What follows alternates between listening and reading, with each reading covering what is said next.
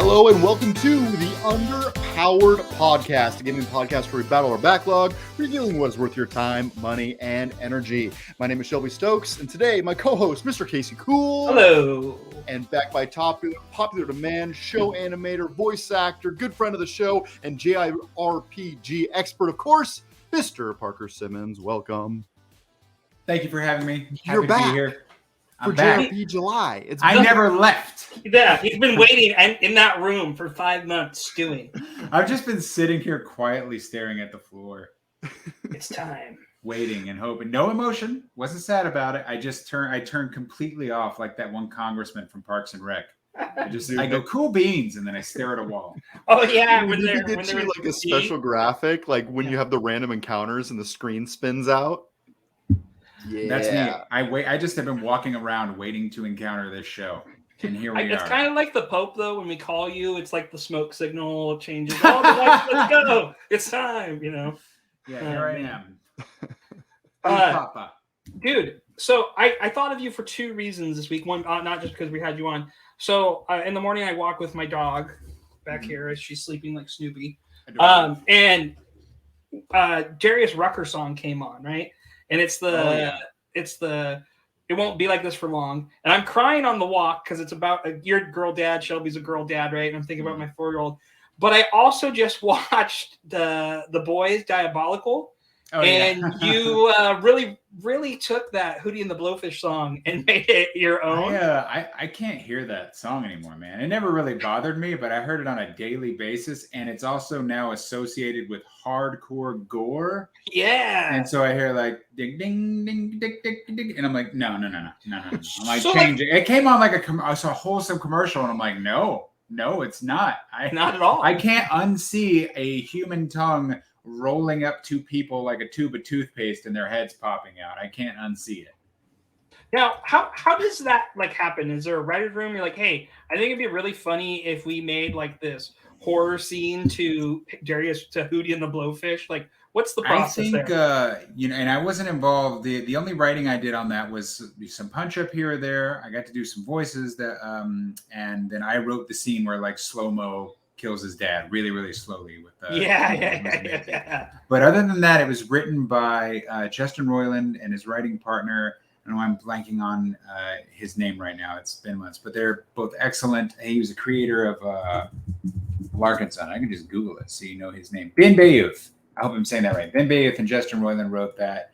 And you know, when I originally, so I don't know what their process is, but I can tell you when I read that script, I'm like, oh, I don't know if I can do this. I mean, I'm like, I've worked on animated shows before, but this seems like wrong and gross. And I think, I don't know. But then I just kept reading it and I'm like, but the thing that got me was that emotional through line they had with the ghost character. And I'm like, no, it's doing something that I can connect to, which is, you know, again, I've said it's my favorite thing, which is making the audience laugh and then making them feel really bad for it. Yeah, that's the best thing, right? Connect to that human thread. And I think we're able to mostly accomplish that within 11 minutes. But hey, it is now an Emmy-nominated series. Oh, yeah, I just got announced today. So, yeah.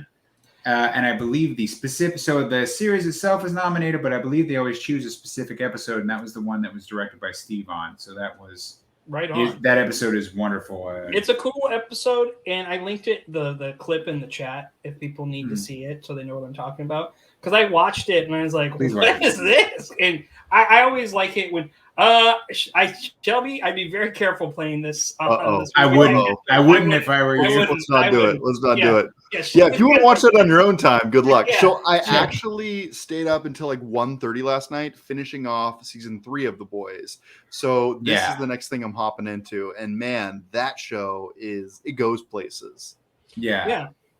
Yeah, they hit the nail on the head this season for the first. I know some people got really. I haven't watched. I love that there's without spoiling anything, it's just there's a lot of hubbub about the subreddit being upset that the show was quote unquote political, and a lot of people are like, "Are you new? Have you watched this show?" It's pretty clear what the message is, but this season they're not dancing around it anymore. No. They just are being very clear.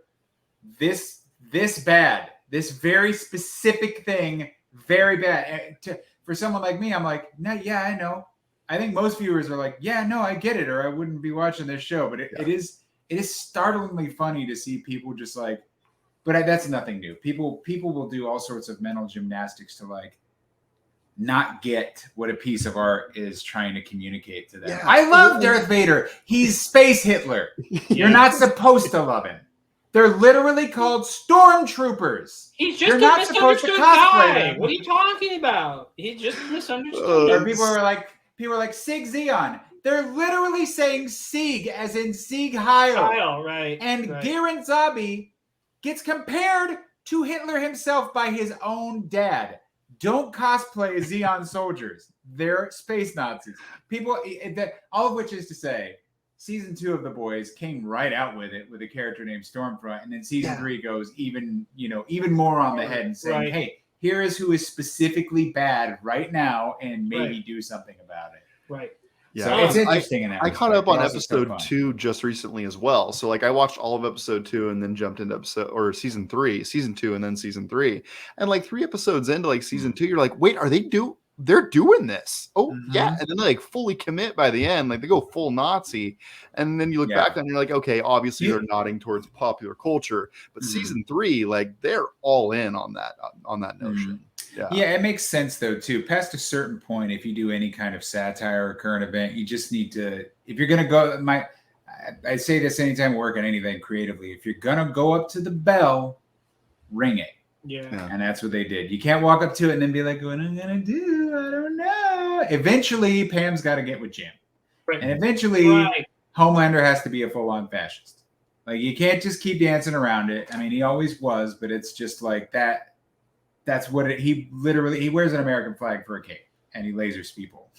Yeah. I'm pretty impressed on the way that they're able to carry that series for as long as they have. Like there's some of those types of comic influenced shows, we have a really good first season where they make a statement, but for them to hang on and be as in the zeitgeist as they are right now is pretty impressive to me, especially with the glut of superhero stuff that's out. Yeah, no, you're right. And Stranger Things have impressed me with like the staying power. Also, Stranger Things bringing back a awesome banger from 1985 out of nowhere with "Running to the Hills." That right? Yeah, my friend someone was talking to me. He's like, "Oh, that new song from there." I was like, "New? Like what?"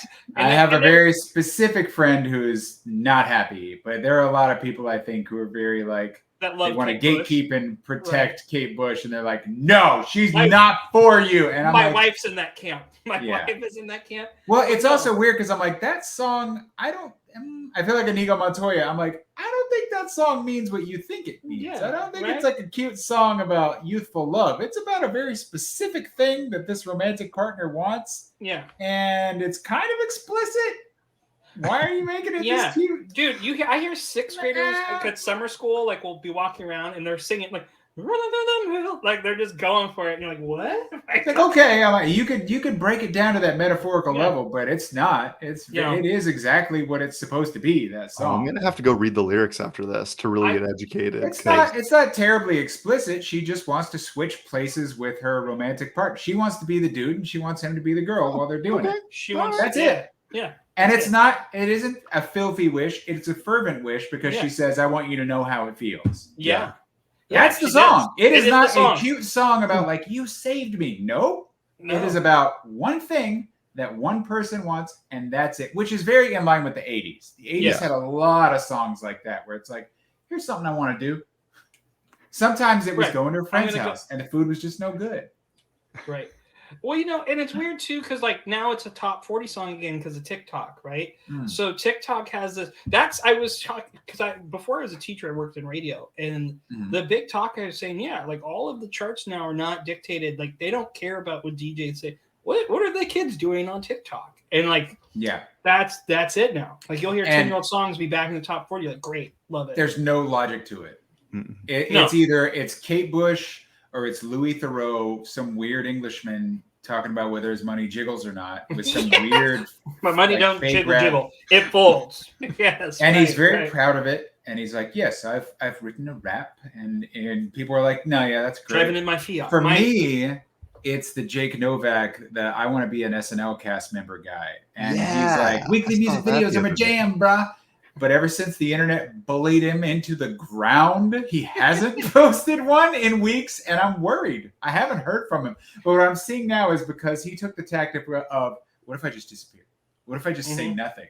And because he's done nothing and he hasn't leaned in or gotten upset, he's just pulled back. And now people are coming around and they're like, I think we were too mean. And someone's like, yeah, y'all are too mean, even though they're doing it too. And then finally somebody's like, actually, you know what? I think he's pretty good. It's come all the way from the YouTube comments are even worse than the TikTok ones. But that song, so you never know what's going to take off musically, whether people like it or ironically like it or hate it. It's and just especially with TikTok right now, right? I mean, like there's this guy that I always see pop up on my feed. His name's Nick D, and I think he has a couple of top charts. But like he talks about how he's just sampling different parts of his song to see what takes on TikTok.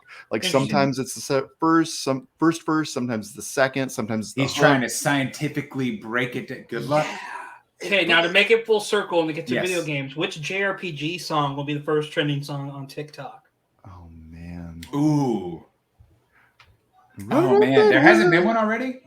No. Okay, and no cheats, because some songs, some games like Final Fantasy 15 used "Stand by Me." Yes, right. There was a that doesn't count. There was a series where like we're gonna take an old song and make it slow, right? Like they kept doing that thing with the standby, even though "Stand by Me" is that actually totally worked for me in that game. Yeah, it felt like a little bit of a cheat where they were like, "This game is not working. This game is not working. Wait, put in this song and just screw this whole third act. Let's just blow it up and just focus on the boys and how much they love each other. And this is about brotherhood. And what if we just blow it all up? It's supposed to be and Stand it by works. Me. It's the movie Stand by Me. That's it. It fully is. We got a Corey Feldman this thing. That may have a different meaning now, but back then it used to mean make it appealing. It was River Phoenix, right? That was the lead, the young lead. I think so. And then Chris O'Donnell and Will Wheaton. That's right. Yeah. Jerry O'Connell. Jerry O'Connell and his brother. Yeah, he was the heavy kid, and then he became the dude in Sliders, and then he got buff. Sliders, by the way, one of the best shows of all time. Where is it? Where's the reboot? I want more of it. No. I love it. I'd like just a restart. Like they're still sliding and they're all 40. Like give me that instead. Like we're still here. No, I think Chrono Cross would probably have some bangers on there if we're gonna talk about like. You know what? I did see it. Okay. I did see it, and maybe I could find it. I don't know where it is, but I did see a TikTok the other day that had a song from Pokemon, and I think it's Diamond and Pearl. I can't remember the name. But it was like a town. It was a town theme from Diamond and Pearl. So when it goes da da da da da da da da da, and it's got that kind of like whiny reed instrument in it, and someone's like, "Man, it's not." The text was just like, "It's not legal for Pokemon to have a song that goes as hard. It's just not legal." And it's just them jamming out to it. Had a whole lot of likes. Was it Route 1? I think that is. Oh no! It was a town. The town. No. From Diamond and Pearl. It was the whole point was that it did not sound like a Pokemon game. It just sounded like a funky jam. Well, I think Pokemon's a great example because you think of like when you think of Ruby and Sapphire, you think of horns, right? There's a lot of trumpets, lots of trumpets, and bells. My son has been doing violin now for 8 months. He has a recital in December, and he is performing Route 1. That is the song he chose, and he's learning. That's a good one. Yeah, I've never been more proud. It's basically like Fare Thee Well by Fairy Fairy. Yeah, and it's in that A scale. You're a music guy too, so okay. I was curious about this because like you play like on your social media a lot of different. You'll take a lot of video game songs and recreate them. I know you grew up in a big family. I feel like when you're in a big family, it's almost like they always talk about the circus, but it's a circus act because you're like, hey, look at me, look at this new skill I learned for attention. Yeah, we're like a demented Von Trapp family. Yeah, like I can juggle. You just like mom and dad. I feel like it's all about not to be too sad about it, but it's about like I want attention. The only way to do that is to be the most special one. So, right. So I'm juggling knives today. Like you do wild things. Or like I'm gonna ride my bike off the ramp. I think pretty much everybody in my family can play at least some kind of musical. Not all of them, but most of them. I think a lot of them played piano just because we grew up with a piano in the house. Yeah. But I think almost everyone was in band. There's some whether it was drum majors or clarinet or whether. I think I played the baritone, and then by the time high school rolled around, I said, no, I don't need this. I don't need another reason to be picked on. I actually have a baritone right over here. I still play it. It's a beautiful instrument. I do. I still know the fingering. I do too. It's very easy. It's the same as a trumpet. I play it like 3 times. Looser, bigger mouthpiece. Embouchure, but you have to go versus. Welcome to TikTok and band talk. Band talk. TikTok to band talk. You're in the right place. So I think something we need to talk about. Shelby finally tried Monster Hunter Rise, and I did it. Lovely. I feel like there's this wave. I really, really like it, and then he's like, "Oh, you might have to convince me by Sunbreak," but I do like it. Like he wants to play, and he doesn't want to play. I'm getting the weird ebb and flow. Here's my question: did I just sign up for an MMO? Is that what I signed up for? Kinda. No commitment. There's no commitment to Monster Hunter. MMOs require commitment.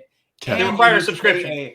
And a separate subscription from the one you already paid. So no, I disagree, and that I say that as somebody who will not play an MMO, no matter how appealing you make it.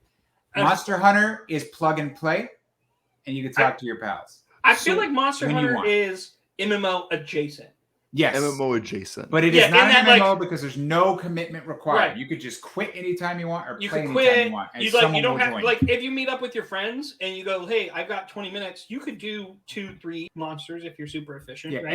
it's like Smash Brothers. It's just an online game you could play and have a lot of fun and progress and get better at. But it does not require you to be there on Tuesday for a raid. Right, that's never going to happen. Okay. And the thing, like with games like WoW and Final Fantasy, you can join a instance with like 5 random people. But those instances, depending on the group, can take anywhere from 35-40 minutes to 2 hours, right? So you're committing time, right? And people that are in serious raids, they're doing like they're working on it 3 times a week, right? I have a buddy, Doug, in our Discord. He plays classic WoW. He's in a big raiding guild, and with Sean, and that is different. This gives you the thrill of fighting a monster, though. Like it's the big boss battle, so you get that same like, ooh, we're gonna fight this big bad guy, and then you're done. This is MMOs for parents that don't have time and don't want to play with other like 40 people. Get in a couple hunts before you go to bed. You feel accomplished. You build an armor. Maybe you don't. Maybe you just hang out, chat for a little bit, and you're done. Yeah. This is like JRPG iframes is what this feels like to me. Like Yeah, it's not quite Dark Soulsy, but the hitboxes are important, and there's nothing like getting off a clean dodge or some big power play and knocking that giant monster in its head so bad that it flies back. It's just a good feeling to deal death and dodge death. When you are able to deal a hit that puts a monster on its back, it is one of the most satisfying feelings I've had in a game. Feels good. You're like, I did that. I did it. And even if someone else did it, it feels like I did. That's right. So I guess like the only thing that I'm having issues with is committing to a gear set, which is probably just me. I always have this problem in games. It's like committing in one direction or another in terms of a JRPG or an RPG in general is always something that I'm like, do I wait? Do I dump all my skill points? Do I don't? Do I just keep stacking these armor spheres? And I think I just need to commit to an armor set and roll with it. Well, you're early in the game, so I think you stick to it and then you just keep building up. Yeah. So my other question is I just got through 4 stars, unlocked 5-star raids, 5-star monsters. Okay, hold on. Do you now have Nintendo Online? So for the last 3 years, I've been begging Shelby to pay $20 to buy it online. And it's kind of like this running bit, like, not going to do it. But this got him to do it. I did it. I did it. I am on the internets. I've played a few times. We were going to play the other night, but life happened. You fell asleep. I passed out on the couch. Yeah. Well, I drove back from Spokane. That was like a 5-hour run. Yeah, I was done. Rightfully so. But I think you just need to pick a weapon and you should go into it. And then from there, this game is as friendly as it can be in terms of mixing and matching your armor. Quality of life is better than ever. You need to pick a weapon set that feels really good. Maybe just mess around. And then once you found one, the armors that you're going to make, because you will constantly be making new and better armors, switching out and making gems. And then eventually all you got to do is find the skills that complement your weapon. And then you'll know what you need to make because you'll skip certain ones that don't contribute to your skill set. And once you beat it, you're going to be like, okay, now I want to figure out how do I like maximize this gear, right? Or maybe I want to make this set. Like I made 2 things, right? The thing I want to ask you, because I know you're using the insect glaive, so I want to talk about that. Are you doing solo hunts, or are you doing the board and joining with random people?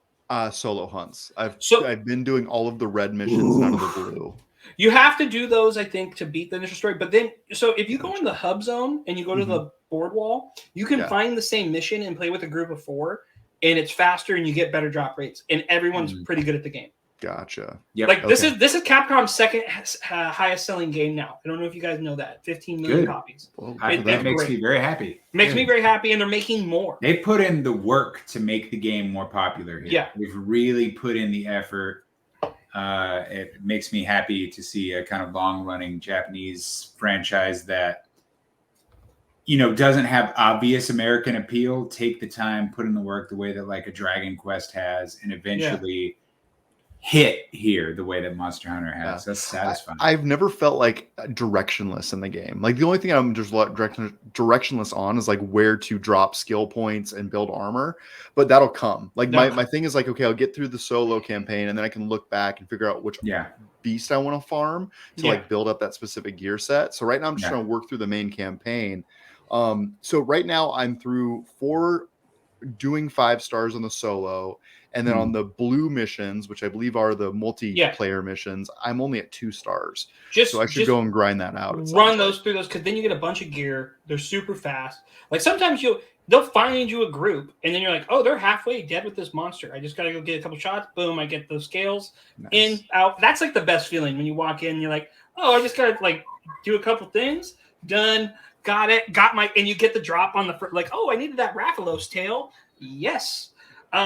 But you're like in the insect glaive because you were trying some other things at first. I am. I'm like, so I started with the bow because I played a little bit of the bow on Monster Hunter World. So I kind of was familiar with that. Played that for a little while. Kind of bounced off of it because there were too many menus to juggle early. Yeah. I'll probably go back and do better now. And I've really kind of been maining the insect glaive. I really like it. Yeah. Because you can get up and over the monster and you just feel like, okay, I can like dance around this thing and never get hit. It's pretty when you get the different bugs, it's cool. Have you found sub camps yet? Yes, I found so that's the best 2 sub camps. Yeah. So Google where all those are and get those right away. Whenever you go to a zone. And then I will send you a farming video. I have a farm route for you get the geologist set. You buy the geologist stones. You can make in like a run 500,000 gold in like 10 minutes. Especially if there's an upsurge. So when I go and I eat a meal, is it better to use gold or blue points? Blue points. Eventually, you'll have so many points you'll never need to. Yeah, I've never used my gold for the dongo. I've always used the points. Not necessary. Yeah. I'm loving it. I'm excited. Wait. Shelby, what do you think? I was going to say, really? Sorry, Gunlance. Gunlance is fun lance. I blast around that place. We're playing with a group of my wife's friends, and they're like, what is he doing? And they were just seeing me fly. I'm like, oh, you ain't seen nothing yet. I'll fly off from the cliff top.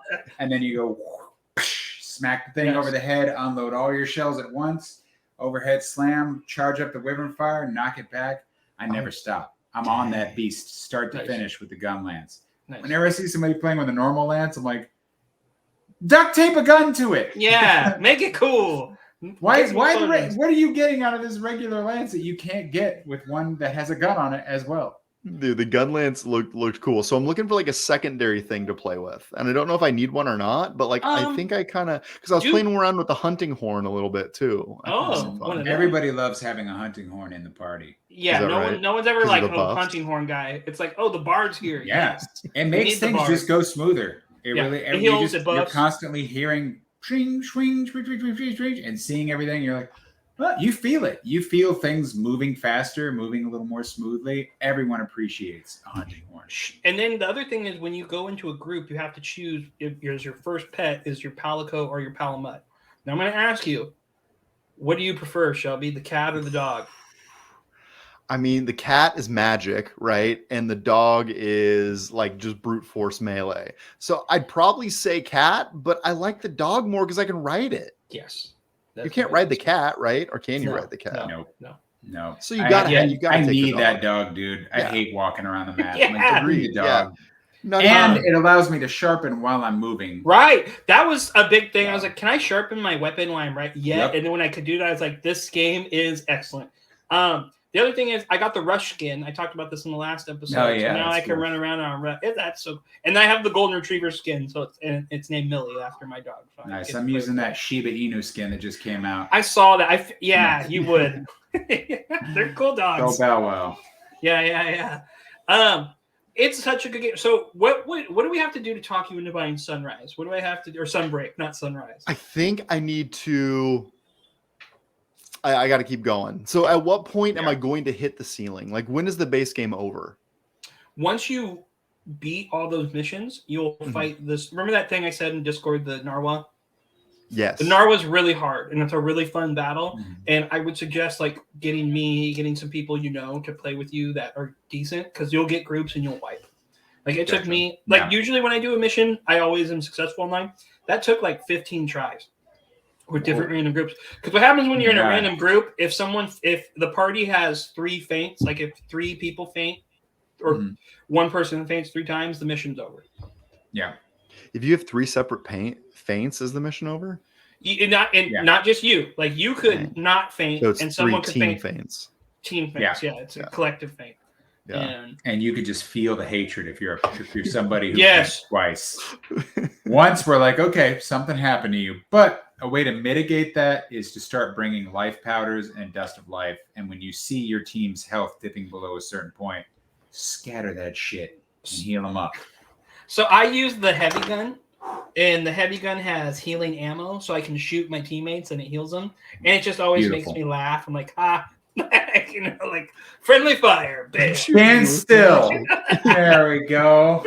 And I do the sticky bomb build. So like my hits, it's either clustered or it's a bunch of like you see these.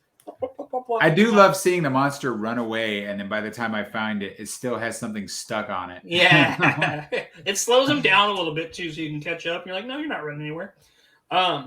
And like, do you ever build traps, Shelby? Do you build the nets and the pit traps? Yeah. So I've been trapping monsters, especially if I faint twice and I get down to that last time. I'm just like, nope, this guy's just gonna get trapped. I'm not even gonna risk it, because at the end you can really feel it. Like if you're trying to finish it off and carve the monster, like those last couple of moments where you're in that fight are kind of risky at times, which I appreciate. I just thought of energy drink campaign. Monster teams up with Monster Hunter. Carve the monster. That's their slogan for it. Already done and that. It's the flavor. Done. Rathalos blood. That's the new flavor. I just did. Watch my heart explode. Worth it. It's worth it. So glad you're playing it. And the other game that I got back into it, and I got Sunbreak because I was kind of iffy about it because we play all these other games. I was like, it was my game of the year last year, and the other game that just taken up all my time, I have 115 hours in it so far, is Triangle Strategy. Really? It's beautiful. It's a beautiful, wonderful game.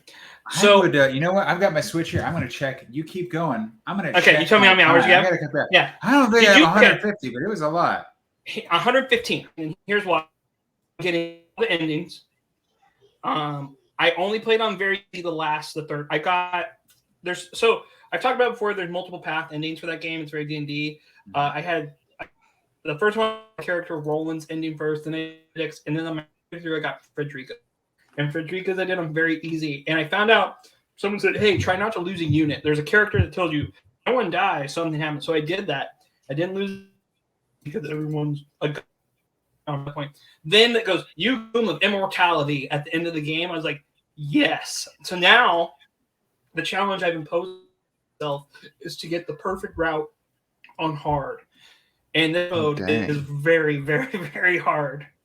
Yeah, the first level is kicking my butt. I was about to say, what's weird about it is it's really only the first level that gives you any trouble, and it's because on that level you're outnumbered. You don't have any of the units you've unlocked. Yeah, and all you've got are some of the. I mean, it's Roland. Why bother not Roland? It's Roland. He's the worst unit in the game. Roland sucks. No, he is not. I am tired of this Roland slander, sir. No, he's terrible. The best unit in the game is Archibald, the archer, and the worst unit is Roland. The end. I'm gonna Archie always parks up somewhere real high, goes snipe, snippity snipe, dead. I like Hewitt. Hello, friend. Wham! Yes. Dead. Instantly. Every time. He sucks. And it's also because I just have Fire Emblem in the back of my mind. And I'm like, mounted unit, you're a tank. You're should supposed to walk up and just eat hits. And Roland's like, yeah. Ow! Yeah. Barking up blood when somebody pokes him. He sucks. He's super never offensive. Gets any better no matter how much you give him. In the chat, okay, Roland cannot stay alive. Here's the thing. Roland comes in and cleans up, and he's a movement guy. But yes, he's not the best unit. I'd rather get I don't want to spoil anything, but there's a different spear unit in the game that is really good. And I really like the bandit guy, Travis. When you get him and you just mug everybody, I'm like, yeah. So I did check. I believe I only have 80 hours because I did I did Frederica's route first, and then I did Golden Route, and I was like, well, there's no need to see the other comp. Oh, you should definitely go see the other two. Did you get the bad ending? There's a 5th ending. I don't know if I've seen the bad ending. No, I got Frederica's where I the morality route or whatever, where you liberate all her. Morality. That's the only one that seems viable. I'm like, the rest of these are pro-slavery, so no, I'm not. I don't choose this. One of them, Roland's is 100% pro-slavery. Roland's is like, let's join the cult, and Benedict's is more like, let's go with capitalism. Like, let's go there.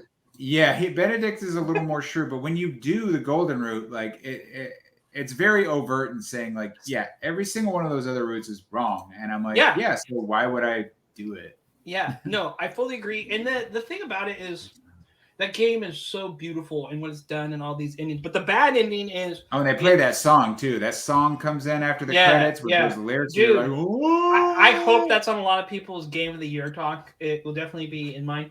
The bad ending is when you have to search Frederica's the Rosalian village. If you don't find the right thing and you just move on, it gives you this really you guys died. Like, it's a bad end. You're like, oh, and it says game over. Yeah, you're like, oh, all right. Oh my god. I was really worried. I'm like, am I gonna have to start back? And I didn't though. But no, I'm going for the Golden Route now. Just because I loved Octopath so much, and I love this, I think Octopath big improvement on Octopath. Storytelling wise, yes, I still think Octopath edges it on music. Yeah, I could see that. I mean, it's also just it makes more sense though, genre wise too. A lot of tactic stuff, it's kind of tough to want to push searing guitar solos when you're trying to encourage a player to think. So it's a lot more war marchy. True. And there's some good tunes. The main thing, and I hate to say this, but I turned the voice acting off for Triangle Strategy. It was not great. I don't. And you're a voice actor, so what did? Well, and I don't want to criticize any of the actual actors in the game. I think a lot of them are. I think all of them are incredible actors, and I don't know anything about how the direction was conceived. I have no idea. I don't want to criticize it in that capacity at all. For me, it was a simpler matter. Yeah. It was. They all talked too slow, and I just wanted to play the game. And then it is a pacing thing, but it also comes down to another hidden factor. And the game improved 100-fold when I just turned the voices off. Yeah, it was my brain was trying to get into this 16-bit headspace, and they kept pushing this other weird angle at me, and I'm like, no, this is not how this goes. Can you turn it off and you hear the voices in you just turn the volume all the way down. Oh, okay. I was gonna say, can you turn just voices off? Which is a shame though. I'd have to turn it back on every once in a while, but the music's there. That's all fine. But the voices, they also say wild shit after you kill someone or do something. They have kind of a funny line. Yeah. And I didn't get to hear any of it. But all of that dialogue, it just came across better when I was reading it in my head versus hearing it, because it felt kind of at odds with, it felt like everybody was getting kind of pulled in a different direction, and the performances were a little just way slower than I wanted. I'm like, we got to pick this up. We got to pick this up because you were killing the pace. I got to get to this next map right now. And I'm just thinking about playing something like Final Fantasy VI. And I always think, when someone's like, we're going to do a modern remake, I'm like, you're going to ruin it because you're going to slow it all down. And I don't make the want same game. To go slow. Just make 6 with the 2.5 HD graphics. There you go. That's enough. That was my advice. I gave that advice to a couple people, and some people put it on Japanese voices too. Yeah, that's a solution, but I just don't. Again, my thing is like I don't really think it is an acting or direction issue. It is at odds with the tone of the game. The tone is you are reading a book, right? And this is to choose your own adventure RPG. Book. It's very Dungeons and Dragons like, and like, okay, how are you going to respond to this? Because I would assume, Parker, you have to play or been a Dungeon Dragon guy at one point in your You would assume very wrong. Never. I don't have a full day to spend with other people. Oh, that's why. You think, okay. I've never had that. There's plenty of times people are like, you should come over. And I'm like, I don't have that day to give you. I don't have a full 12-hour. I would love to. Those are intense sessions. What if someone could say, could you give me an hour and a half? A hard 2. I think anybody, I could give you an hour and a half, but most people who do it, they're like, you're coming over. It's the pool table in the basement. I've got the snacks. Yeah, that's how it was. Yeah. And that sounds great. I've never had it. I have a bi-monthly game, and we play for 3 hours on Fridays twice. Yeah, that's not bad. But that's, I would it's love. The commitment, though. It was a commitment, and I would love to do the 12-hour session. I'm like, I'll have to. Invite me sometime. We'll make it work. I gotta come, but no, I've always been. Okay, I'm gonna hold you to that. It's funny you said that too, because somebody said something about Mama once that really stuck with me, and I'm like, yeah, you're right, but because that's my influence. Somebody said, Adventure Time is a tabletop RPG, and Mama is like a JRPG, and I'm like, that's right, that's true. But I'm like, you have no idea what a true statement that was. It also has to do with the way the show is structured, because Adventure Time is very much like we're all telling this story, and I'm like. Not over here, sir. I'm telling this story, and you are going to play this game. But make no mistake, I made the game, and you have no real choice. Right. There's the illusion of choice in terms of how the story is going to pan out, but Adventure Time was very like, we're going to go a million directions. Right. We could see and do anything. And I'm like, no, I'm telling a focused story about a character who's going to go from A to Z, and I couldn't believe. And it's also an influence thing, too. But I'm like, damn, what an astute observation. It's true. But that's because it's also my background. Right. You love JRPGs. Didn't play a lot of tabletop RPGs. But I think, and they use the scales. That's why I'm doing this with Triangle Strategy. I'm not just because I don't know what to do with my hands. Yeah. Is that they, it's really trying to balance between those two, because there's a term in tabletop role playing when you're a dungeon master or game master called railroading, right? You don't want to you have to do this thing because that's my story. Because really people play tabletop games. Yeah, it breaks the immersion.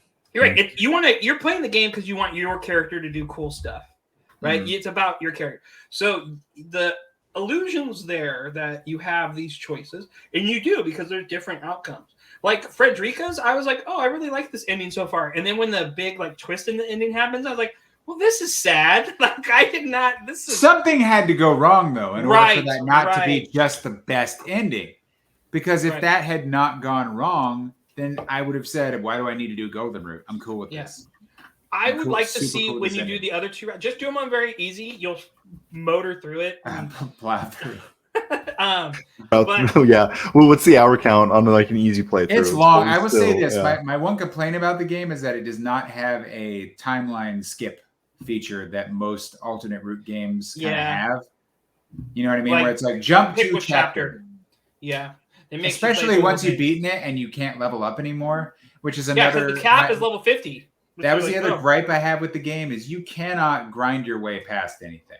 And some people like that, but I do not like level scaling because if you get a few levels ahead, they're like, cool, well, then the enemies are 2 levels ahead too. Middle finger. I'm like, hey, I grinded that unit. Reward me by letting me just mow through these people. And they're like, we will never let you do that. You need to think, and you will think and think and think until the game is done, and then you will think some more. Some people like that. Personally, I like the choice. Yeah. And the best way to level up in that game is not to go to a low level. You just bring the character up to your current level, and it's they hit someone, and they're like, oh, 100 XP. It makes design, which what annoys me about that is then I'm like, okay, well then don't have levels. Right. Just get rid of it. If that's how you're going to do me, Just let me buy abilities. Make me buy abilities. Like let me do that's fine. I'm getting that TP. Would be fine because levels are about levels are a variable that are like a power up in a Mario game. Right. In a Mario game, you don't need a cape to get through the level. But if you hate the level and you just want to get past it, the cape is there. In RPGs, if you really hate whatever that boss is doing and you just want to get past it without having to turn your brain on, you go kill a million crabs. And then you come back and you just mow through. But I will give it this, though. I'm not saying this is a flaw. This is just like after 50, 60 hour mark, you start getting a little worn. And I'm like, please just let me kill this map full of enemies. Not everything needs to be life and death. And that's all. At that point, I'm like, I want the option to power through in the game to just do not give it to me. Right. Well, I think a game that might give you a lot of opportunity as we move into news here, Skyrim now has co-op. And now that we've all been talking about Monster Hunter have co-op, they fixed it, though? Have they fixed the game first? They released that at full price on Switch with all the dumb It was on bugs. sale. It was on sale last week for $25. I almost bought but it. all the bugs still in it. I don't want it. Fix it. Man. Fix it first, and then we'll talk. That game is how old now? 12 years? How is it still bugged out? 84 years. No, that game came out when I worked at a GameStop because I was in college getting that, and that was in 2011. Yeah, I remember that. It was a midnight release, and people were hyped up. And I was like, "What is this game?" Because I never like Morrowind. I was like, "Oh, my friend plays that." I just love I'm curious about what the fever is for fans of what's their game coming out, the space ones, Star Citizen? Yep. No, not Star Citizen. Star Citizen is the one where they're selling like spaceships for $50,000 and stuff. Right, in real life. What is it called? What am I thinking of, Shelby? You're thinking of the Bethesda space one that Xbox was talking all about. Oh, yeah. Starfield. They're like, you can go anywhere, do anything. I'm or, as I like to call it, No Man's Skyrim. No Man's Hey, that's clever. That's good. I like it. You do good. You do good. You. No. I'm fine. Oh my god. It looks good. I have never played Skyrim. Shelby, you played Skyrim, right? I've played Skyrim. I played it like back in 2012, probably. I should probably go back and play it at some point, but will not do that most likely. No. Just wait for Starfield and say, man, Skyrim was good. Yeah. Does co-op do anything for you? Like, are you excited to get in there and play the co-op? I only played Skyrim like my cousin got it and we did about a 10-hour marathon when he was like 16, 17. He came over to my apartment. I was like, yeah, we can play this game. And it was cool. And I was like, okay, whatever, because I didn't have Xbox at the time. And I know a lot of people that's in their top 10 great games list. And we started the show about backlog of great games. And I think a lot of people, that's a really important game to them. And it's interesting to me that they keep adding these things to it, right? I am curious. I think I want to play Skyrim. I think I need to put it on the backlog and you know what? I just built a brand new PC, so maybe that's the way to do it. Because then, if there are bugs, some poor schmuck fan has already modded it. Yeah, because that's what Bethesda and that's what. But my complaint was if I'm going to buy it on a console, I don't want this broken thing I can't fix. But Skyrim, really, I think its longevity was due to a deeply involved modding community. Right. Well, some of those modders have gotten jobs and made their own studios now. There's one that made their own game. Nice. And I'm curious, do you think this increases the play count to people going to Skyrim? I mean, sure, why not? Like, I don't know what excuse you would need not to have played Skyrim at this point. Like, you're in a specific situation, but you could literally play this on your phone, on any device that you have, it feels like. Maybe how do you play it on your phone? Well, I mean, it's on every device possible. So Switch, any computer. I don't think multiplayer was stopping anybody. Yeah, that's kind of my point. It's like that there's nobody that was waiting, right? I can't play it alone? I have to play this immersive role-playing experience? And there's Elder Scrolls Online. Right, like, they already have that was a place for you. Like, it's kind of frustrating. That's why I put it, because like, okay, cool, you made this co-op thing. What about your online game, and what about the game you're supposed to release in like 3 months? Like, tell me about that. I want to know more about that. Oh, I think you're going to hear a lot about that. I think Starfield, you're going to get blown out in terms of like media and ad spend here at the end of the year. I'm hoping. Guaranteed. Because like they're talking co-op. The new Pokemon is going to have co-op. It's going to have 4 players. I saw that. Is that still scheduled for release this year? That's good. Oh yeah, it'll come out. Pokemon Scarlet and Violet. Yeah, that's November. What are you getting? Which color? Wait, you're getting Scarlet, aren't you? You're a red guy. Oh yeah, 100%. I sure hope it's good. I really loved Arceus, and they're like, yeah, it looks a lot like that, and I'm like, but is it exactly like that? Because I want it to be exactly like that. You got back into Sword and Shield because I saw you breeding shiny Pokemon. I saw your shiny. I did because Arceus made it so easy.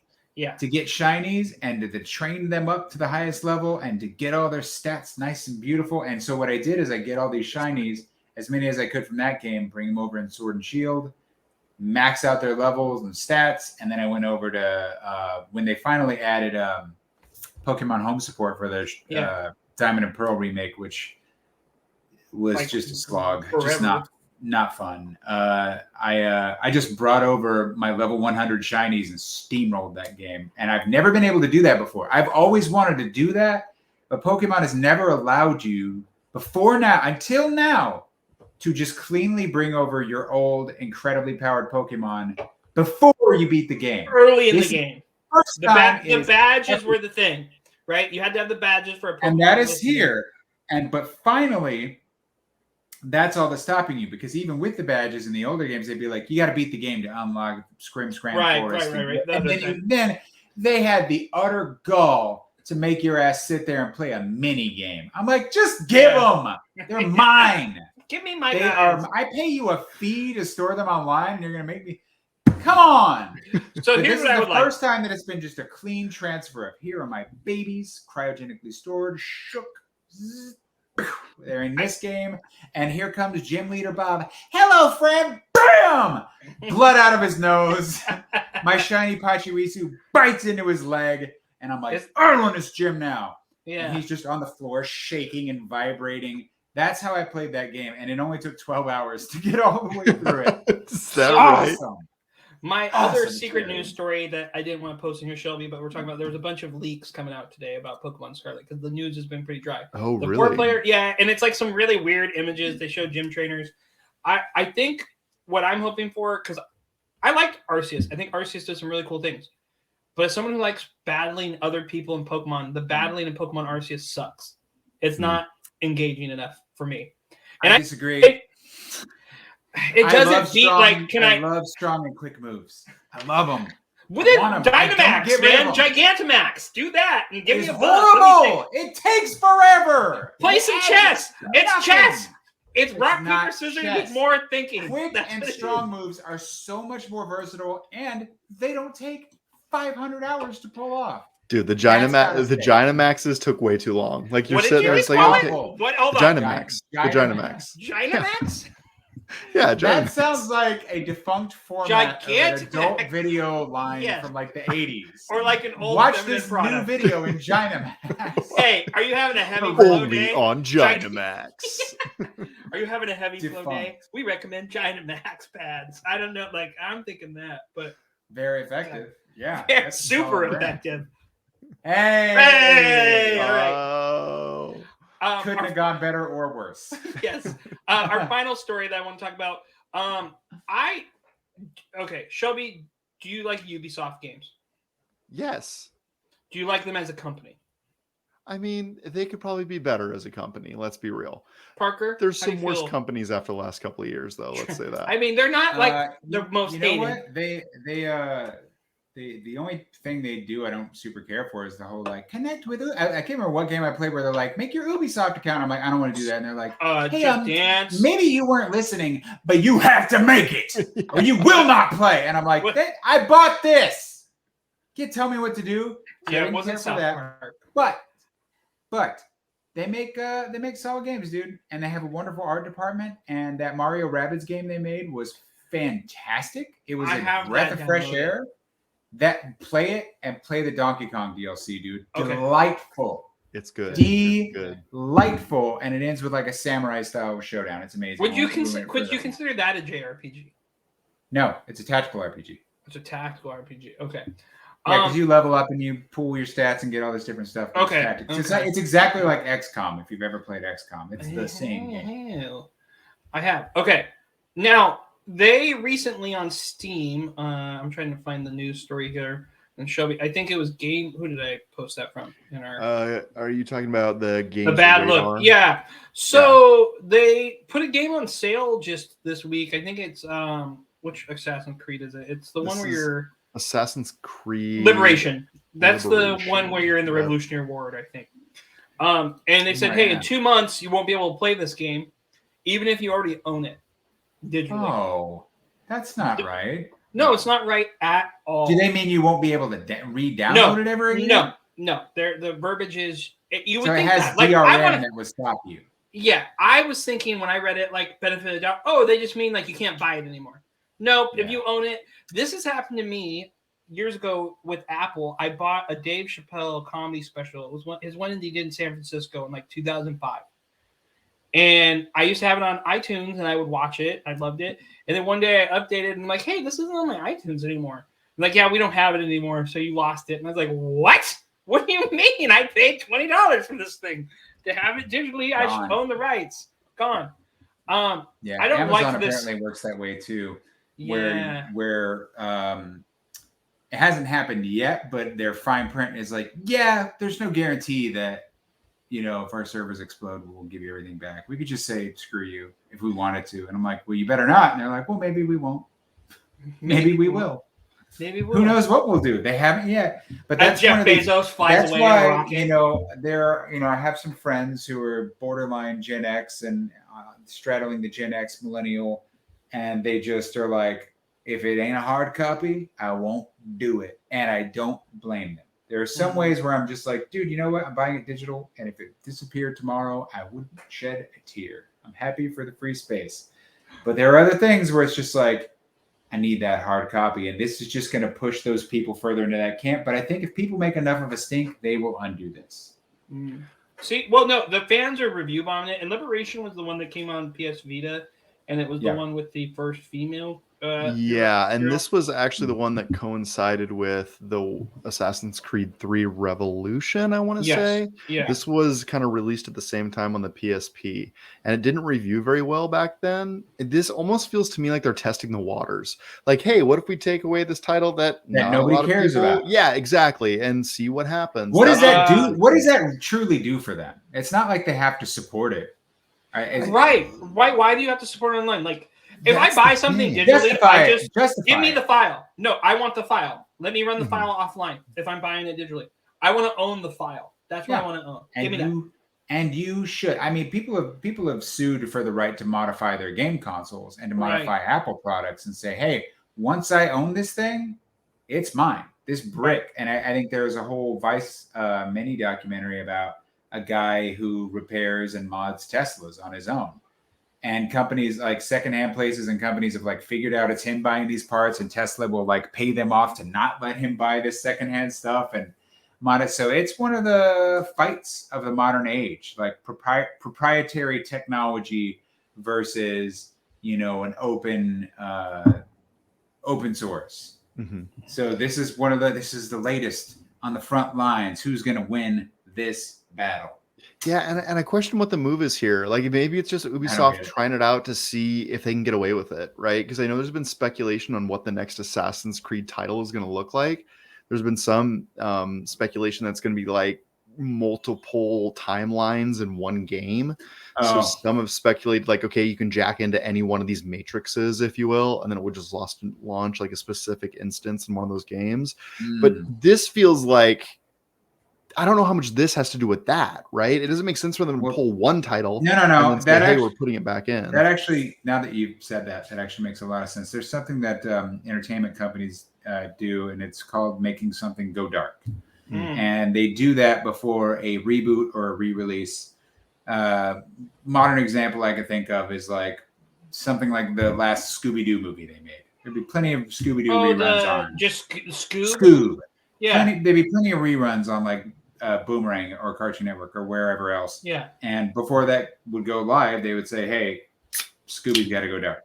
And then they, they do it on a smaller scale with something like Christmas Vacation. You could stream that year round until it's November and December, and then all of a sudden you got to buy it or you got to rent it. But when March rolls around, guess what? You can see it on Netflix again.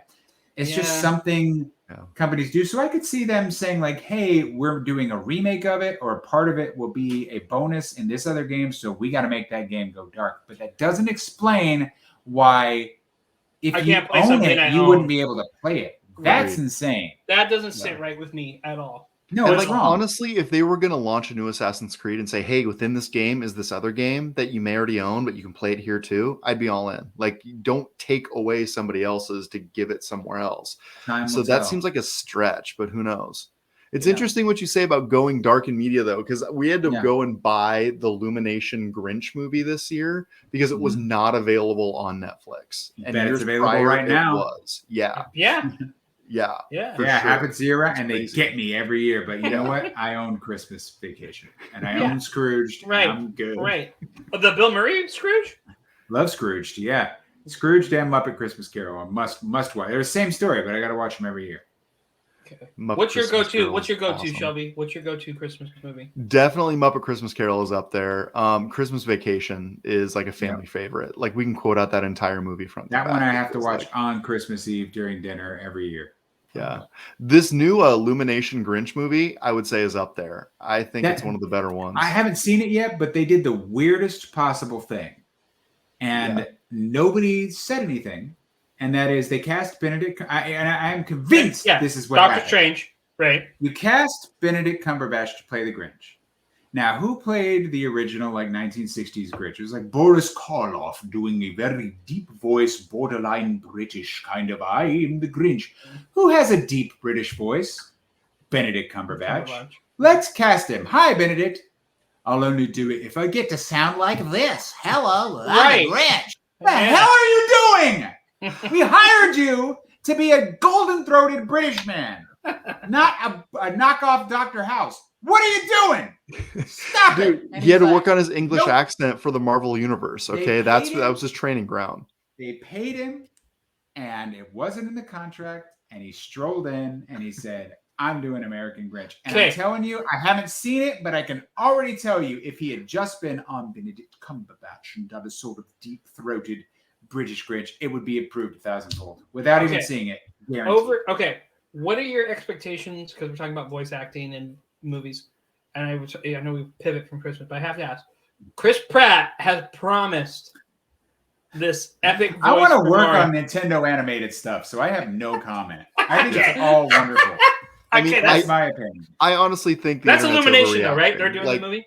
Yeah, Illumination. No, they're doing the Mario movie. Illumination is doing Illumination. I'll tell you what. Here's my guarantee. It will make a boatload of cash no matter what they do. Which is you and I are shills. You and I both went and got the Cold Stone ice cream. I know it'll make money. Hey, I had nothing to do with being a show. I just really wanted a little cup of Mario's face on it. You know what? My wife and I call it corporate approved fun. They're like, let's go have some corporate approved fun. But I just I don't know. It just brings me back to being a kid and drinking like a Yoshi soda or something. It's a simple appeal of seeing. The simple appeal of old-fashioned idolatry. You mean ectoplasm coolers from a good old McDonald's? Ecto Cooler? I'm talking a Yoshi green apple flavored Shasta, my friend. You cannot beat that. They did have the Shasta. You're right, and the Mario had a flavor too. Wild. Yeah, I think Mario was like a cherry. Luigi was there as a lemon lime, but Yoshi was green apple soda, man, and you can't beat that. Was there a Bowser? Solid. I don't believe so. It was Peach, Mario, Luigi, and Yoshi. That's right. Can't remember what Peach's was, but I believe they were all like Shasta. Peach? They shoot something pink. Yeah. I don't think it was, believe it or not. I think it was something real much simpler. Okay. Who had actually there is a video game character with a peach flavor soda. Can you guys guess who it is right now?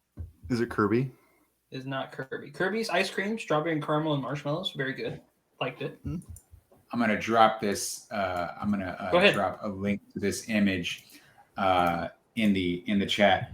But Mario was punch, Peach was cherry, Luigi was berry, but Yoshi was apple. Let me tell you that there was nothing better. I'd kill for a 30-year-old Yoshi Apple soda. Dude, they don't do that anymore. Like, I want more cartoon cereals. Bring back Ninja Turtle cereals. Bring back all that. The answer, by the way, is Sonic the Hedgehog. Sonic the Hedgehog has a G Fuel energy drink that is peach ring. So it tastes like the peach ring. Oh, rings, peach ring. Okay, that's kind of clever. Not a chili dog flavored energy drink. I am blown away. I've never seen this before in my life. This is a real thing. We had like a whole closet full of just cases of this stuff, and it's just you know how it is. Like you reach a certain, and it's just pure nostalgia. That's fine, but it's so powerful, dude. To just go back to something you remember so little, like that is incredibly specific about any memory, so that when you have something as simple and it's Ratatouille. Something as simple and basic and comforting as just a food or a drink that made you happy when you were young expands 1,000-fold. Oh, they're little cans too. They're little. Yes, which is perfect for a kid. So I'd go in there, snap one off, and be like, best day. And this is when Yoshi was in this. Let's be real. This is perfect for an adult.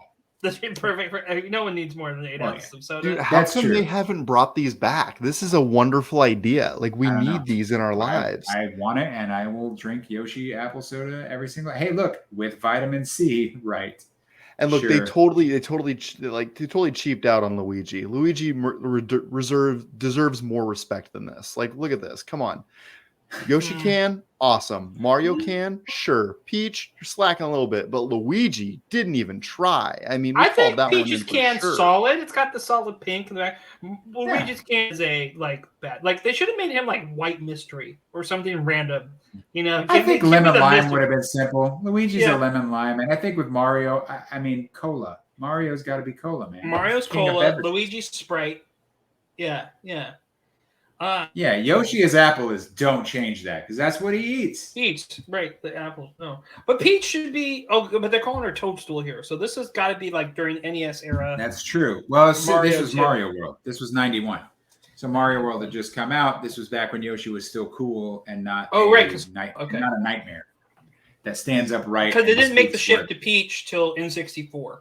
Yep. Yeah, that was. She goes, Princess Toadstool, Peach, and I was like, huh? Oh, I guess that's. I remember every kid on the playground being like, "What? What is? Who is this? Why?" And then the next day. Well, and then like in the cartoon, I talk about this all the time. Whenever I think about Princess Peach and her personality, and it's fine. People just accept her kind of for what she is. But back in the cartoon, she was super smart, can do, feisty, always had a plan. Great. Was with the boys, and then in '64 came around, she was like, oh. And I'm like, that's an interesting way to take that character. I seem to recall she had a brain and a personality, but I guess this is her now, and it's kind of the same. But they they went very far in that direction. Why I don't know, but she's kind of evolved even further since then. But I just still can't compete with that redhead Princess Peach from the cartoon. She was killing it, killing the game, couldn't be stopped. Do you remember the live action part of that show where who played Mario? I don't remember the actor that played Mario. Hell yeah, do I remember it. His name is Captain Lou Albano. Yeah, it is. And Canadian actor Danny Wells played Luigi. Both of them R.I.P. Isn't there a scene where and they recorded it and he's like he cusses out someone, or he might have said he says thank you, Luigi. It's in the first episode. He has a piece of spaghetti on or immediately he goes, Mario, you got a little spaghetti sauce on your shirt. And it sounds like he goes, fuck you, Luigi. But he says the audience is laughing and it covers up the sound. He says, thank you, Luigi. Right. It's so subtle. But it sounds like he goes, sounds pretty hard. Like that's nothing though. That is nothing though compared to the and I will share this in the chat as well. The Lou Albano Mario anti-drug PSA. What? Holy! It's so. I remember I'm gonna post this. I don't know if we could share this. So I'm gonna tell you something as an educator. Do you know why they quit? Yes. Do you guys remember Dare in school? Oh yeah, Dare in school. You know why they quit doing Dare? Because it encouraged kids to do drugs. Do drugs. That is. If you come into my school and I don't know about drugs, and you say don't do drugs, I'm like, well now. I mean, South Park did it with the anti-smoking thing. Yeah. And hard we're cuts like, from that Mr. saying, "Don't Mackey's smoke," to handing them out the outside. marijuana in class, and they're like, "All right, pass me back up the marijuana. Who has the marijuana?" Yeah, it's just, it doesn't work. Yeah, he No. goes, if you do drugs, you go to hell before you die. And I think I played that for my wife, and she heard it as, if you do drugs, go to hell before you die. And she goes, "Damn, Lou." But I love it. He goes, "Talk to your rabbi, your pastor, your minister, your teachers, your mothers, your fathers. Don't do drugs." And his hand is all band-aided up. And he's not Mario here. He's Lou Albano. Now, But he's wearing the Mario hat. What are the odds he's on drugs during the filming of this? I mean, I pretty don't want to good. speak I would ill of the imagine. dead, but pretty high. He's very 50-50 or higher? He's getting into it. He's sweating a little too much. You know what I mean? Not do as I enough say, face not powder as can I help. do. Yeah. Dude, it's like Hulk Hogan telling you not to do steroids. You're like, okay, wink. You know, like, just eat vitamins. Yeah, where are your vitamins from, bro? Like, let me know where those stuff are. Don't do drugs. More for me. You know what I mean? Yeah. Stay off the drugs, brother. Yeah. Take I your need all the vitamins. human Say your growth prayers. hormone I can get. Yes. That's yes. right. I'm Stay like, where are in you milk. getting your Don't do vitamins? school. So as we move to our final segment, I got to do this because I know you are we talked about your music background, your understanding of JRPGs, and I had this idea because I read this article a long time ago, or I saw there was a thing where people were taking Hitler quotes and putting it to pictures of Taylor Swift, you know, like those motivational quotes. Yeah. Whoa. And people we're thinking what that corner of the internet are you in? BuzzFeed. This was BuzzFeed. This is not, that this sounds is like it's a shit. It's like a shit post. But it I is. have heard people call her Tadoff Switler before. Yes, so that's not out of the realm of reality. I don't know why. thing. I want to make it clear. I know nothing about Taylor Swift. I have nothing against her. She's probably you have a young person. daughter. Listen. You have a young daughter. You will know about Taylor Swift in the next 3 years. I guarantee. My 4-year-old started singing "Shake It Off" to me because they danced to it at school. I was like, "What?" You know what? You may be right. You may be right. I don't know. For now though, she's like, we hadn't steered her into it, but she's just like super into Kirby and Pokemon. That's all she cares about. My daughter. Funny story. My wife sent me a list of Pokemon that my daughter had made up. Like, hold on, I'll read a couple of them really quick because it's super funny. Okay, because I have the text right here.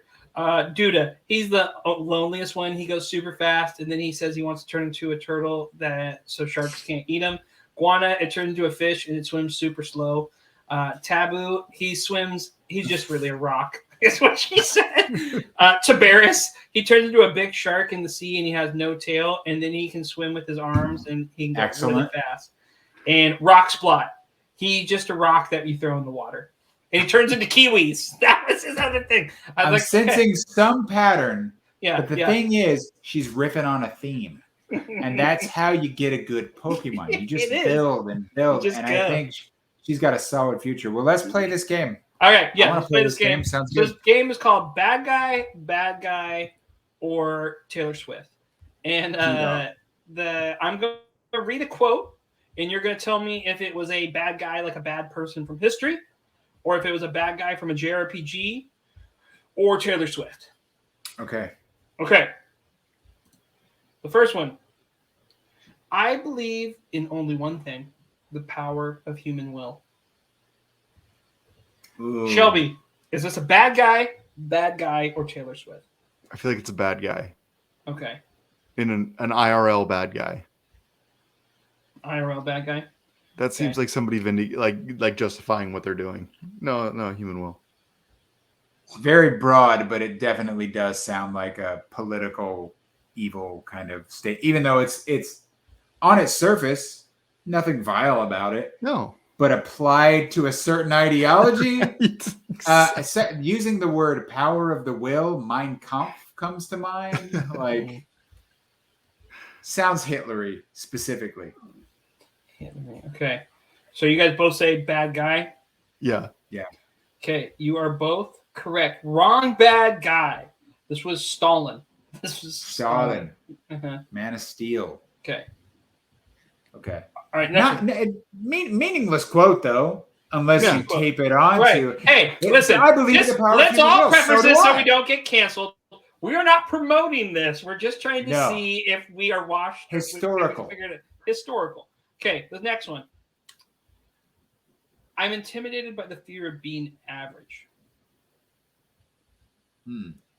That's a JRPG bad guy for sure.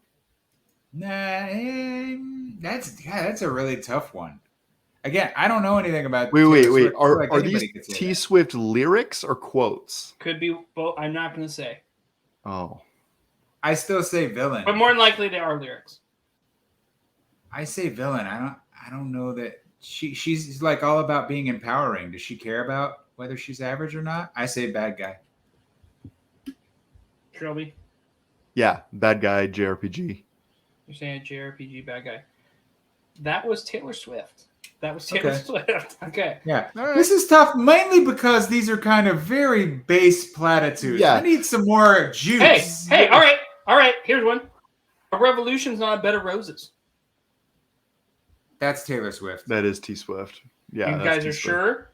Yeah. It sounds like a lyric, yeah. That is Fidel Castro. Oh, come on! Damn, this is a hard game! I love this game. All right, here's But one. that would make a fantastic That would. lyric about because she's all about big changes in Yeah. life. What's the quote again? She's a great leader. That's It was a revolution's not a bed of roses. It sounds like a lyric. It does. And It does. A revolution's not a bed of roses, and you hang on that note. Yeah. And you get back into it. Yeah, dude. Damn, hard game. Okay. Hard. All right. Hard. An easy cure for the tedium of being. It's a game. That's the whole an easy cure for the tedium of being. It's a game. Mm-hmm.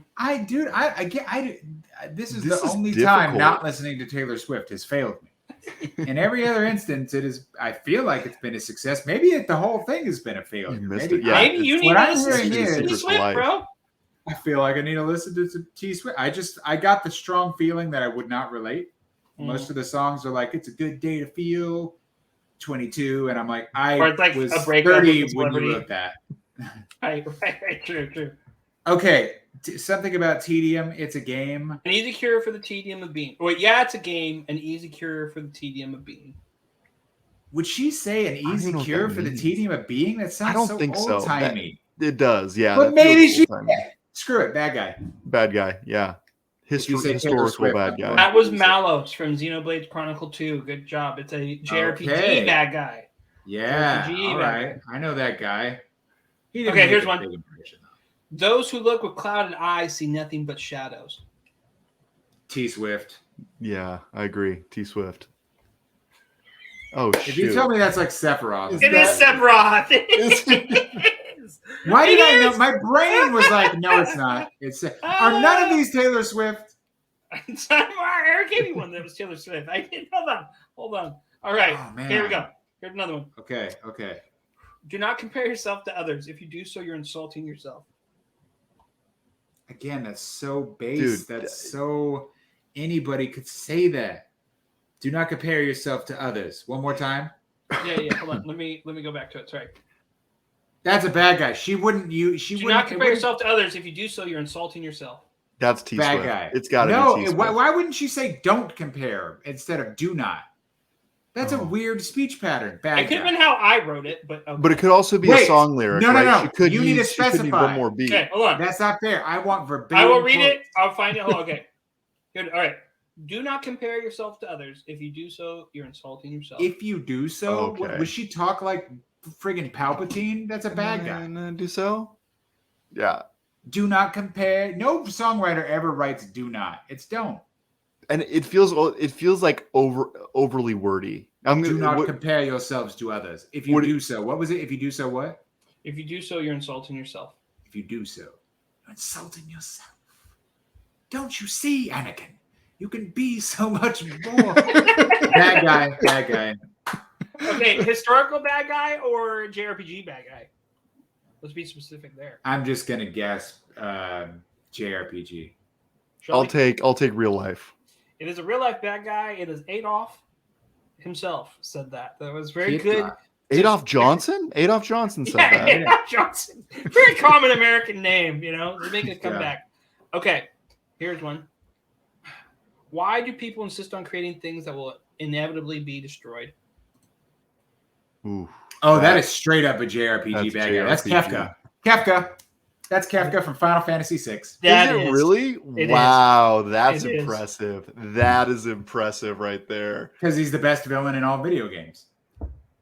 He takes it all the way down to he strips it all down to the studs. And that is, I hate you. I hate life.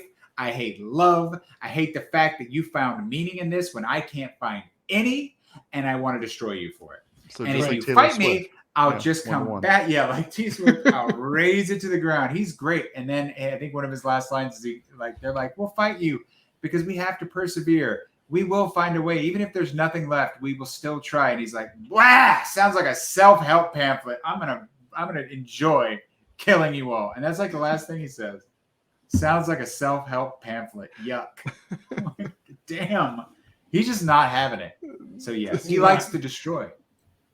He likes it. He does like to destroy. Okay, last one. Okay.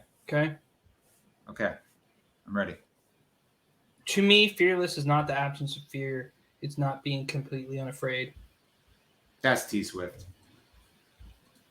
What is it again? Say it one more time. To me, fearless is not the absence of being feared. Or the absence. Okay. To me, fearless is not the absence of fear. It's not being completely unafraid. Gosh, that feels like T Swift stole that from somebody. I'm not gonna lie. I'm gonna go with Bad Guy. It is T Swift because her album, I think, is Fearless. I believe that's one of her albums. But my favorite moment is the Sephiroth one that you guys said is T Swift. That made my day. Well, what's wild is my brain was like click, click, click, click, click, click. That's Sephiroth. Mm-hmm. So I said it's there for posterity. I swear to God, if that's Sephiroth, and you're like, yeah, it is. It is. But I nailed Kefka. You did. Ground. Everybody knows the true villain. The true villain. What did she do? Isn't she like fighting for human rights right now? She did. I don't know. She looked a little evil in this picture. No, something cool she did. Some Bronner, some guy bought her whole record album, and she said, "Okay." Yeah. And then she went and re-recorded it. So badass. And then it made it worth nothing for him. I think that's a cool move. Personally, I was like, all right, totally badass. Yeah. That is a badass. I'm not afraid to admit it. I like Taylor Swift. All right, guys. She writes good songs. Yeah, I'm listening to way more of the top 40 than I'd like to admit. Like in the last couple of years, I've just been like, yeah, this is on. This is okay. You've just accepted. I refuse game OSTs until I die. You can try all you want. I'll never listen to it. I don't want anything with words because I'm like Kefka. I'm like, why do you insist? I'm putting lyrics in songs when why do you insist on putting lyrics in songs when they'll inevitably sound like shit in 20 years? I'm only going to listen to it if it's on TikTok. That is it. That's what we learn. TikTok songs. You know why? Because they're merciful. Mm-hmm. It's 5 seconds and it's over. That's right. And you can end it earlier. It's like, nope, not gonna. I don't even want to see a half second of this. Zoop. Nope. Don't like your face. Zoop. Yes. Well, they're like, Parker, thank you so much for coming on with us again tonight. It was a pleasure. What a wild game. Yeah, I'm glad we got through a fun little game and talk about everything from X or A to Z here tonight. Anything you want to talk about that's coming up for you? You know what? I just want to. I'm excited about Live Alive. I don't even know if it's Live Alive or Live Alive. I think it's Live Alive. Yeah, I've heard Live Alive. I don't know why. I'm excited for Xenoblade 3. 2 JRPGs coming out. Did you get the special edition? I know you were one of the people. Oh, yeah, dude. That was a hell of a tale. Because I thought I had failed. I kept it on my phone. I left. I had to go to the bank, run some errands. I was gone for hours. And while I was gone, people were like, it's down, it's down, it's down. And my phone was like, you're locked out. And then I go to my computer, my beautiful computer. And my cart has an item. And I'm like, well, it's going to kick me out. And it was like, nope, checkout time. Because everybody was suddenly gone. And I checked out, secured. All done. In fact, I think my wife was doing it too, and she grabbed another one. So for a friend of ours, so we did it. I have not failed. Have you played Live Alive before? No, because it was never released here. There's how do I say this?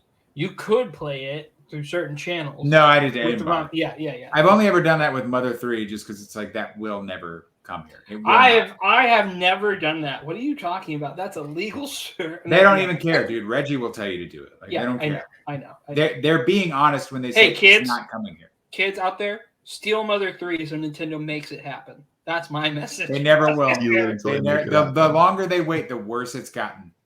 The content. People are like, well, why? It's like if you know the game at all, the content of it makes it unreleasable. It's super sad, right? It's not. Well, the story is fantastic, but it's just a lot of controversial and I would say downright offensive by today's standards content. Oh, really? Oh, straight up. Okay. Like some of the main like characters in the game, I would say are transphobic and also racist at the same time. Double whammy. It's not happening. I've heard arguments the other way, but it's not about, when it comes to this type of stuff, it's not about nuance. It's about Nintendo knows people are not going to look at it with kind eyes and say, oh, actually, it's this sort of reverse thing where what's written. No.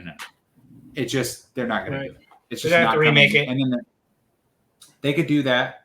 And then I think you get arguments that would be mad. Not true to the source material. The intention of the person that wrote it. It's hard. It's hard. Damned if you do, damned if you don't. I guess we're not going away now. So it's kind of like with Mark Twain books, right? Do you get rid of them all because of the words in them because they're not okay to say? Obviously, they're not, but it's also true the time. The game's not gone, but they're not going to translate it. Right. It's time and place. They're like, so if you want that translation, and that guy, the guy who translated it, works at Nintendo. It's the people from the Starbound.net. It's that whole community, right? It was a guy who translated. His name was Tomato, and that's it. And he works at Nintendo now, localizing games. So some good came. It's not like Nintendo is like, we disavow this game, because they will release it. They've re-released it in Japan here and there. They'll talk about it, and there's plenty of merch. It's just, it's not coming here. Yeah, it just isn't going to come. And there's no reason to risk it at this point. Like if it has uncomfortable source material, there's no upside. Like let it be upside. And don't like cancel it. Like don't burn the books. Like keep the books, but don't like no. They gotta understand. And be like, being canceled is the biggest thing you can do, because if you don't actually get canceled, you just get more famous. So if anything, more people buy it. There's like an anti. Here's the thing. Mother 3 is not going to be the one that does that, dude. No, it's not. It's not the one. South Park. South Park is the one to fight the anti-cancel. We all see it. They push the limit every week. Don't they have something new and big coming out here too? They just had a new pandemic thing. What was it? Streaming Wars on Paramount Plus. Yeah, they're not immune to that stuff either. It's just they kind of were just here since the 90s, so people were like, what's that? Yeah, okay. It's like having the uncle, and you're like, well, I expect you to be that way. But when you come out and you're new and you have a position of responsibility or authority, you got to do better. And I think Nintendo's like, it's just like Shelby nailed it. There is no upside. Yeah, none. It won't make enough money to justify that, and there really is just the longer they've waited themselves out. There was a time where they could have done it, but the longer they wait, the world has moved on. And now I look at some of that stuff and I'm like, oh man, I didn't think about that at all. But now that I think about it, yikes! Right? No, don't do this. I mean, they didn't release Advanced Wars. Like, think about that movie. And that is. Like, Bert Kreischer has a movie about his story of the machine. Bert Kreischer is a very famous comedian about. He's who Van Wilder is based off of. If you guys didn't. Yeah, he's pretty good. He's pretty funny, but he did a whole movie about his story of the machine, where he was a college student. Anyway, but he's like, now we can't release it because Russia. I was like, oh, that sucked, because he filmed it during COVID. And but I mean, like for Nintendo to go out of their way to cancel Advanced Wars on like a war in Ukraine for something that is not related at all, it doesn't feel 1-to-1 to me at all, and they like cancel a game. There's no way you're seeing Mother 3 like based on that one bit of information. Never happening. Okay. It's never going to happen. I never knew that part myself. Very accessible. You could totally find other ways to play it, and yes. I have not. There's no news. Nintendo has not taken it. I've not gone after them, and that to me, they go after everything. Yeah, so if they're not going after that, they're telling you that's how you guys are going to play it. Yeah. Enjoy. That's You're not getting it. So, like, are you a free agent right now? What's going on with you too? Like, what else are you working on? Can't say. You never can. Can't say. Anyway, that's funny. I think that was your same answer last time as well. Yeah. No, last time he promoted the boys. He had something to promote. I have nothing to promote right now. When I have something to promote, I'll say right now there's nothing to promote. Nothing. Just working. Well, No. I really hope Illumination hires you because you're super talented, and I would love. If anybody needed to work on Mario product, it'd be you. Especially because it's wild. I don't know a Mario single soda. person. I don't know a single person working on that, and that troubles me because I'm like, somebody would have said something. Somebody would have said something, but I believe all I heard was that the guys writing it are the guys from Teen Titans Go. So that's interesting. That should tell you something about the sort of sense of humor they're probably going to go with. Yeah. I don't know how I feel about that. Well, meta. It'll be very meta. Yeah, be like, hey.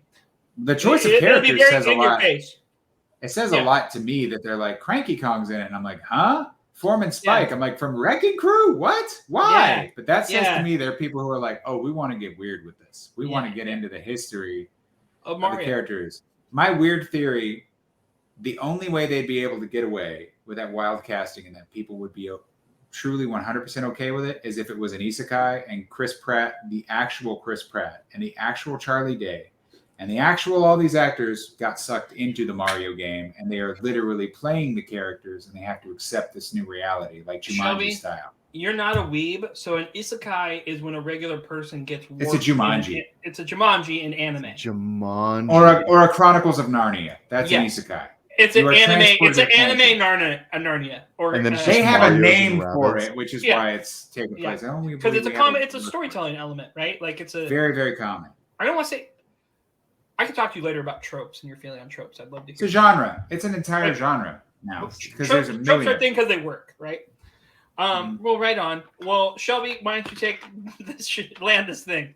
Let's do it. I see Nathaniel just kind of came in. What up, illegal? We're signing out, though. And if you want more from us, you can check out our social channels. It'll be in the attached description wherever you're watching. We're on YouTube, Facebook, some TikTok. We're doing things. We're on Come Facebook? check us out. What? We're on Facebook now? TikTok. Oh, I thought you said Facebook. Yeah, I may have said Facebook. We're not on Facebook. We don't believe in Facebook, but Facebook is real. Only in the metaverse. 5 stars if you're on a podcatcher. That is a wrap for this week. Parker, thanks again. We are Thanks out. for having me, guys. Thanks, buddy. See ya. Later, y'all. Bye.